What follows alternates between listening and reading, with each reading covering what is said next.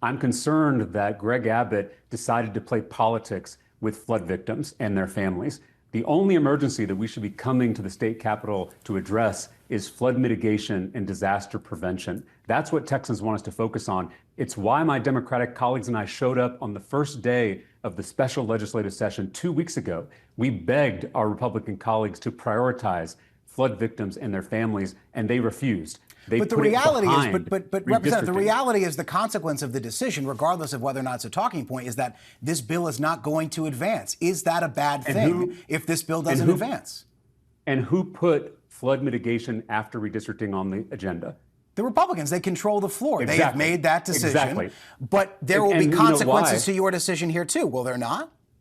And you know why they did that is so that they could play politics with those flood victims, so that they could pressure us to give away our constituents' voices in the democratic process. They're using flood victims to try to get us to agree to these corrupt maps so they can rig the next election.